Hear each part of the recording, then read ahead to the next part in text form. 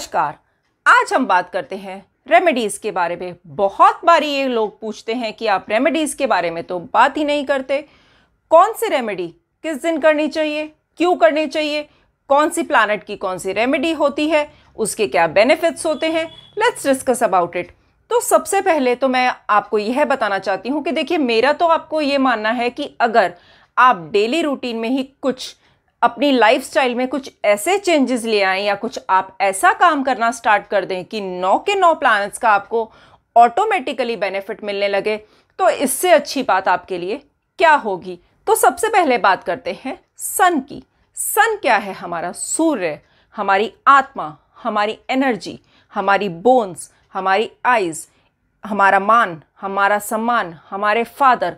सूर्य इन सब चीज़ों को रिप्रेजेंट करता है। तो सबसे पहले मैं आपको बताना चाहूँगी, अगर आपको कभी अपने जीवन में ऐसा लगने लगे कि आपकी कोई रिस्पेक्ट नहीं करता, देखिए वैसे तो जनरली हमें सबको लगता है कि हम सबके लिए बहुत करते हैं, लेकिन हमें फिर भी उसका रिजल्ट नहीं मिलता। लेकिन एक्चुअली में जब आपको लगने लगे कि आपके कहीं मान सम्मान में कमी हो रही है या बोन्स की आपको डेफिशिएंसी हो रही है, तो कहीं ना कहीं आप देखेंगे कि आपके हॉरोस्कोप में सन पर एफ्लिक्शन होगा। तो आप अपने सन को इम्प्रूव करने के लिए कुछ जनरल रेमेडीज आप कर सकते हैं। तो सबसे पहले आप अपने फादर को रिस्पेक्ट करना स्टार्ट कीजिए। जैसे मैंने हमेशा बताती हूँ आपको कि हर प्लैनेट लिविंग थिंग को और नॉन लिविंग थिंग को रिप्रेजेंट करता है। तो आप अगर अपने फादर से रिलेशन ठीक कर लेंगे तो ऑब्वियसली ऑटोमेटिकली आपका सन भी इम्प्रूव होना स्टार्ट हो जाएगा। आप देखेंगे कहीं ना कहीं जो आपके मान सम्मान में कटौती आ रही है,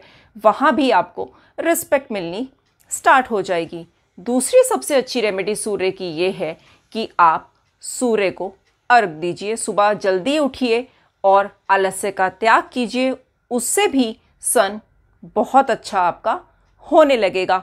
आजकल हमारी यूजुअली देखा जाता है कि अगर हम किसी से मिलने जाते हैं तो हम ट्रैफिक में अगर कहीं स्टक हो जाते हैं या वैसे भी हम घर से निकलते हुए लेट हो जाते हैं, तो एक तो मोबाइल का आप देखिए सबसे बड़ा बेनिफिट भी है और लॉस भी है। तो बेनिफिट तो हमारा ये है कि हम सामने वाले को ये बोल सकते हैं कि अभी बस आ रहे हैं, 5 मिनट में अभी बस आ रहे हैं, भले ही आप उसके बाद 1 घंटे के बाद जाकर उस व्यक्ति से मिलते हैं। तो देखिए, ऐसा करने से भी आपका सन कहीं ना कहीं अफ्लिक्शन में आता है। तो सन की आप देखिए, अगर आप पंक्चुअल होते हैं, पंक्चुअलिटी के साथ अपना जीवन में काम करते हैं, तो उससे भी ऑटोमेटिकली आपका सन इम्प्रूव होने लगता है। जैसे मैंने आपको बताया, जब आप सूर्य को अर्घ दें तो आप सूर्य के 12 नाम का उच्चारण कर सकते हैं, या संडे वाले दिन अगर आप चाहें तो ऑब्वियसली ये आपके ऊपर है। I am not forcing you कि आपको ये चीज़ करनी ही चाहिए। मैं सिर्फ आपको जनरल हर प्लैनेट के बारे में बता रही हूँ। अगर आपको सन से रिलेटेड ज़्यादा प्रॉब्लम आ रही है, जैसे मैंने आपको बताया मान सम्मान में, बोन्स में, या और भी कोई ऐसी परेशानी आ रही है, तो आप रविवार के दिन व्रत भी रख सकते हैं। उसके बाद आप संडे के दिन सूर्य की कोई भी वस्तु, जैसे कि तांबा हुआ या गुड़ हुआ या गेहूं हुआ, इन चीज़ों का भी आप मंदिर में दान कर सकते हैं। सूर्य आदित्य हृदय स्तोत्र का पाठ कर सकते हैं। अगर आप ये भी नहीं कर सकते तो आप 10 या 12 बार आप खाली ओम का उच्चारण भी कर सकते हैं, या गायत्री मंत्र का भी पाठ कर सकते हैं। तो इतनी सारी मैंने आपको चीज़ें बता दी हैं, छोटी से छोटी, कि आप कुछ ना कुछ, अगर आप एक चीज़ भी अगर अपने डेली रूटीन में आप अपने ले आएंगे, तो उससे ऑब्वियसली आपकी सन की स्थिति आपकी हॉरोस्कोप में भी ठीक होती जाएगी, और सन से रिलेटेड जो भी आपको प्रॉब्लम्स अपनी लाइफ में आ रही हैं, उससे भी आपको बेनिफिट मिलना स्टार्ट हो जाएगा। अब बात करते हैं मून की। मून यानी हमारा चंद्रमा। मून ज्योतिष में देखिए हमारा मन का कारक है, हमारी एजुकेशन का कारक है, हमारी माता का कारक है, हमारे लिक्विड कैश का कारक है। तो बहुत सारी चीज़ें ऐसी हैं जो मून एस्ट्रोलॉजी में हमारा रिप्रेजेंट करता है। तो अगर कहीं ना कहीं किसी बच्चे का पढ़ाई में मन नहीं लगता, या आपका मन ठीक नहीं रहता, आपको नेगेटिव थिंकिंग्स आती हैं या नेगेटिव सोच से आप पीड़ित हैं, तो कहीं ना कहीं आप देखेंगे कि आपकी हॉरोस्कोप में आपका मून कहीं ना कहीं बैड इन्फ्लुएंस में ज़रूर होगा। तो उसके लिए आप क्या कर सकते हैं, चंद्रमा की देखिए सबसे बेस्ट रेमेडी जो होती है वो आप शिव जी पर जल चढ़ा सकते हैं, या मंडे के दिन यानी कि सोमवार के दिन कोई भी किसी गरीब बच्चे को, या आप शिवलिंग पर दूध का दान भी कर सकते हैं। इट्स अप टू यू कि अगर आप, जैसे मैंने बताया, मंदिर में रखें या किसी गरीब को दान करें, आपको जैसा ठीक लगे वैसा आप फॉलो कर सकते हैं। दूसरी चीज़ मैं आपको ये बताना चाहूँगी कि मून की सबसे बेस्ट रेमेडी ये होती है कि चांदी के ग्लास अगर आप अफोर्ड कर सकते हैं तो उसमें आप पानी पीना स्टार्ट कर दीजिए, वो भी आपके लिए बहुत ही ज़्यादा बेनिफिशियल है। उसके बाद सबसे पहले देखिए, मैं आपको ये बताना चाहूँगी, कोई भी अगर एस्ट्रोलॉजर, कोई भी अगर आप बात करते हैं रेमेडीज़ की, तो सबसे पहले मेरी अपनी ये थॉट प्रोसेस ये कहती है कि वो आपकी पॉकेट अलाउ करना सबसे ज़्यादा इम्पॉर्टेंट है। ऐसा नहीं है कि अब मैंने जैसे आपको बताया कि आप चांदी के ग्लास में पानी पीजिए तो उससे आपका मून स्ट्रांग होगा, तो इसका मतलब ये नहीं है कि अगर आप अफोर्ड नहीं कर सकते तो आप स्पेशली जाके मार्केट से चांदी का ग्लास खरीद के लाइए। ऐसा देखिए बिल्कुल भी नहीं है। ज्योतिष शास्त्र कभी भी ये नहीं कहता कि आपकी पॉकेट अलाउ ना करे तो आप वो काम करें, या बहुत सारा कोई दान देने से ही आपको उसका प्लैनेट तभी ठीक होगा। ऐसा देखिए बिल्कुल भी नहीं है। मैं ये कहती हूँ, मेरा तो देखिए ये मानना है, अगर आप कुछ भी अफोर्ड नहीं कर सकते, अगर आप केवल मन से, जैसे मैंने आपको हर प्लैनेट का साथ के साथ आपको कारक बताती जा रही हूँ, अगर उन जीवित आपके जो परिवार में लोग हैं उनके लिए आप वैसा अच्छा व्यवहार करना स्टार्ट कर दें तो आप ऑटोमेटिकली, आप मेरी बात ध्यान से सुनिएगा और नोटिस कीजिएगा, आपको पॉजिटिव इम्पैक्ट आपकी लाइफ में आना 200% स्टार्ट हो जाएगा। जैसे मैंने आपको बताया कि मून हमारी माता भी है।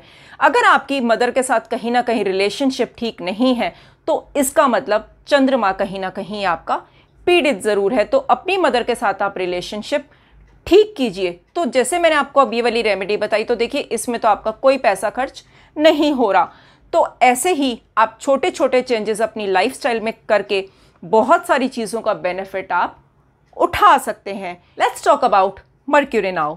बुध यानी मर्क्यूरी, बुध के बारे में देखिए सबसे अच्छी रेमेडी तो मैं आपको यह बताऊंगी कि बुआ, बहन, बेटी, मौसी सबके साथ अपनी फैमिली में रिलेशनशिप आप ठीक कीजिए। क्योंकि बुध क्या है हमारा, बुध हमारा बिजनेस है, हमारा व्यापार है। कहीं ना कहीं आप देखेंगे अगर आपके बिजनेस में लॉस हो रहा है तो आप, अगर आपकी बहन है या बेटी है या मौसी है, कोई भी अगर आपका ऐसे फीमेल रिलेशनशिप में है, तो अगर आप उसकी रिस्पेक्ट देना स्टार्ट कर देंगे या रिलेशनशिप आप ठीक करेंगे तो आप देखिएगा कि ऑटोमेटिकली आपके बिजनेस में इंप्रूवमेंट भी आने लगेगी और बिजनेस आपका अच्छा दिन पर दिन ग्रेजुअली चेंजेस आएंगे। देखिए ज्योतिष शास्त्र कभी भी ऐसा नहीं है कि एक दिन से आपने कुछ स्टार्ट किया और ऑटोमेटिकली बिल्कुल कोई जादू की छड़ी की तरह पता नहीं कहाँ से आप कहाँ पहुँच गए, ऐसा नहीं है। अगर आप अपनी डेली रूटीन में ये चेंजेस लाते हैं तो ग्रेजुअली इंप्रूवमेंट आपकी लाइफ में आने लगेगी। तो जैसे मैं आपको बता रही थी, बुध के लिए छोटी कन्याओं को, छोटी बच्चियों को रिप्रेजेंट करता है, तो आप उनको कोई भी स्टडी मटेरियल या स्टेशनरी का कोई आइटम गिफ्ट कर सकते हैं, पेंसिल्स, इरेजर्स वगैरह दे सकते हैं। और बुध की सबसे अच्छी रेमेडी ये भी होती है कि आप देवी माँ की आराधना करनी स्टार्ट कर दें या विष्णु सहस्त्र नाम का पाठ करें, तो वह भी आपको शुभ फल देने लगेगा। जुपिटर देखिए हमारा ग्रोथ का कारक है और हमारा बहुत सारी चीज़ों का, पुत्र संतान का कारक है, गोल्ड का कारक है, बहुत सारे जुपिटर चीज़ों को रिप्रेजेंट करता है। तो अगर आपके जीवन में कहीं ना कहीं ग्रोथ नहीं हो रही तो इसका मतलब ये होगा कि कहीं ना कहीं आपके हॉरोस्कोप में जुपिटर आपका एफ्लिक्शन में है। तो आप एक काम कर सकते हैं कि कोई भी आपकी धार्मिक पुस्तकें या रिलीजियस बुक्स जो होती हैं वो आप किसी को गिफ्ट कर सकते हैं और इसके साथ ही अपने टीचर्स को रिस्पेक्ट करना स्टार्ट कर दीजिए। तो देखिएगा जुपिटर से संबंधित अगर आपके जीवन में कोई भी परेशानी है तो उससे भी आपको बेनिफिट मिलने लगेगा। एक चीज़ मैं और आपको बताना चाहूँगी कि बहुत सारे लोग या जिन लड़कियों का विवाह नहीं हो रहा था कन्याओं का, तो वो थर्सडे वाले दिन फास्ट रख लेती हैं। देखिए मेरे अपनी ये पर्सनल, मेरा थॉट प्रोसेस में हमेशा ये कहती हूँ कि मैं किसी चीज़ को गलत नहीं बताती, सबके लिए कुछ सही है कुछ गलत है। जो मेरी अपनी विचारधारा है उसके बारे में मैं बात करती हूँ।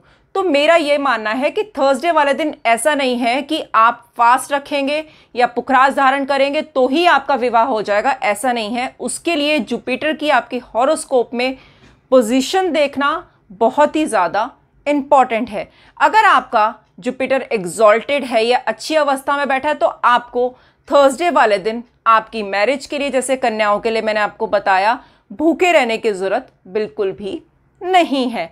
आप सिर्फ एक काम कर सकते हैं, बड़े लोगों को रिस्पेक्ट करना स्टार्ट कर दीजिए, अपने टीचर्स की रिस्पेक्ट कीजिए, फिर देखिएगा आपका जुपिटर ऑटोमेटिकली ठीक होता जाएगा।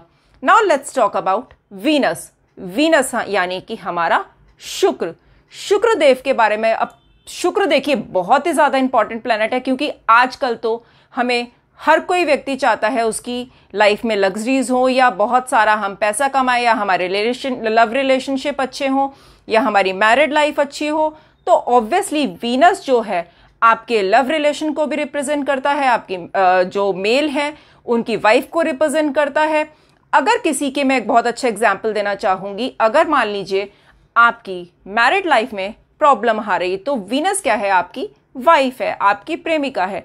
अगर आप अपनी वाइफ के साथ रिलेशनशिप खराब कर लेते हैं, तो ऐसा नहीं है कि अगर आप वीनस की जितनी भी रेमेडीज करते जाएंगे उसका लाभ तो आपको मिलेगा, लेकिन जब तक पूरा लाभ आपको नहीं मिलेगा कि जब तक आप अपनी वाइफ के साथ रिलेशनशिप बेटर नहीं करते। उसके बाद सबसे अच्छी फ्राइडे के लिए रेमेडी है, बिकॉज आजकल तो देखिए वीनस ऑटोमेटिकली सबका ही अच्छा हो जाता है, क्योंकि हर व्यक्ति आजकल परफ्यूम्स यूज़ करता है, या अच्छे से अपने को सजावट के लिए या कुछ भी अपने आप को अच्छा रिप्रेजेंट करने की कोशिश करता है। तो वीनस को हमें अच्छा करने के लिए कुछ बहुत ही ज़्यादा चीज़ें करने की ज़रूरत नहीं है। बस एक काम एक कर सकते हैं कि आप फ्राइडे वाले दिन देवी की आराधना करनी शुरू कर दीजिए, उससे भी आपको लाभ मिलेगा। बात करते हैं शनि महाराज की, जिनका तो नाम सुनते ही पता नहीं लोगों के मन में इतना ज़्यादा भय है। वैसे मैंने अपनी शनि की अभी रिसेंटली ही वीडियो मैंने अपलोड की है, जिसके बारे में मैंने सैटर्न के बारे में डिटेल में बात की है, उसके बारे में, साढ़े साती के बारे में, और सैटर्न की अगर महादशा चल रही है तो उसके बारे में भी आपको उससे जानकारी डिटेल में मिल जाएगी। तो सैटर्न देखिए आपकी लेबर को रिप्रेजेंट करता है, आपके मेड्स को, सर्वेंट को। तो सबसे अच्छी सैटर्न की रेमेडी ये है कि आप उनके साथ अच्छा व्यवहार करना स्टार्ट कर सकते हैं, या करना चाहिए आपको। उसके बाद एक सैटर्न की एक सबसे अच्छी रेमेडी ये है कि आप शनिवार वाले दिन किसी भी गरीब को, या लेबर क्लास को, या मेड्स को, सर्वेंट्स को कुछ भी खाने की वस्तु आप खिलाने के लिए दे सकते हैं। एक चीज़ मैं आपको और बताना चाहूँगी कि सैटर्न की महादशा के दौरान चलते ही आप अवॉइड कीजिए, अगर आप शनिवार के दिन कोई भी लेदर ऑर्नामेंट्स ना खरीदे, जैसे शूज़ या स्लीपर्स या कोई भी बैग्स वगैरह, अगर अवॉइड कर सकते हैं तो आपको करना चाहिए। उसके बाद एक सैटर्न की और भी बहुत अच्छी रेमेडी है, अगर आप चींटियों को आटा या सतनजा उसमें मीठा मिलाकर अगर आप डेली बेसिस पे डालना शुरू करें, तो ये भी सैटर्न की एक बहुत ही अच्छी रेमेडी है। इसके साथ में मैं ये नहीं कह रही दोबारा, जैसे मैं आपको हमेशा से कहती हूँ, आप मंदिर भी जाइए, मस्जिद भी जाइए, गुरुद्वारे भी जाइए, आपको जो काम पसंद हो वो कीजिए, लेकिन सैटर्न के लिए आप सबसे पहले अपने लेबर को, अपने मेड्स को, अपने सर्वेंट को रिस्पेक्ट देना भी स्टार्ट कर दीजिए। अब इसके बाद का बात करते हैं राहु महाराज की। राहु महाराज के नाम से, राहु केतु के नाम से तो लोग, ब्राह्मण लोग इतना ज़्यादा लोगों के मन में भय पैदा कर देते हैं कि बस मेरे पास शब्द ही नहीं है आप लोगों को कहने के लिए। तो देखिए, अगर आपकी राहु की महादशा है या केतु की महादशा है तो डरने की बिल्कुल भी बात नहीं है। राहु के लिए देखिए सबसे बेस्ट रेमेडी क्या है, जैसे मैंने आपको बताया लिविंग और नॉन लिविंग थिंग के बारे में, मैंने आपके हर प्लैनेट के बारे में बताया है। तो राहु हमारा क्या है? स्वीपर है। अक्सर ऐसा देखा जाता है कि हम अपने जमादार यानी स्वीपर के साथ बहुत अधिक कई बार भेदभाव करते हैं। हम उनके खाने के बर्तन अलग करते हैं, या हम अपने घर में उनको एंट्री नहीं देते।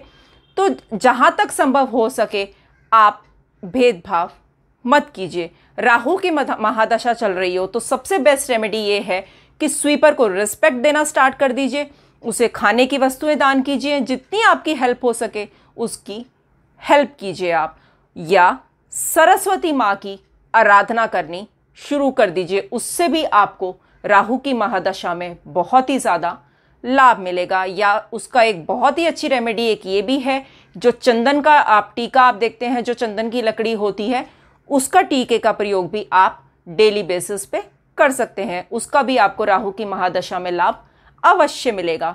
अब बात करते हैं केतु की।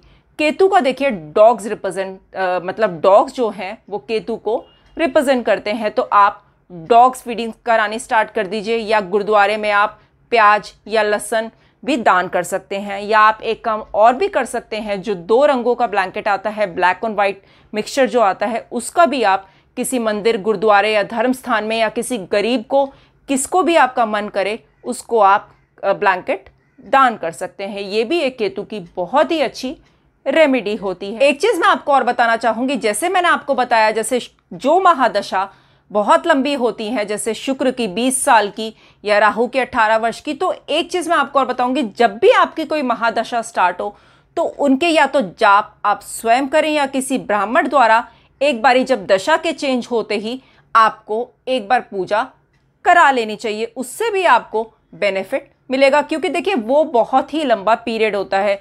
ऐसा नहीं है कि वो पूरे आपके 18 साल या 20 साल खराब जाएंगे, वो आपकी हॉरोस्कोप पर निर्भर करता है। लेकिन ऑब्वियसली अगर आप पूजा या मंत्रों का जाप उस प्लैनेट से रिलेटेड करा लेते हैं तो उससे भी आपको बहुत ज़्यादा एक अच्छा पीरियड जाने की संभावनाएं बढ़ जाती हैं। जैसे मैंने आपको ये सारी हर प्लैनेट की रेमेडीज़ बताई, तो ज़रूरी नहीं है कि आपको सब चीज़ ठीक करनी है।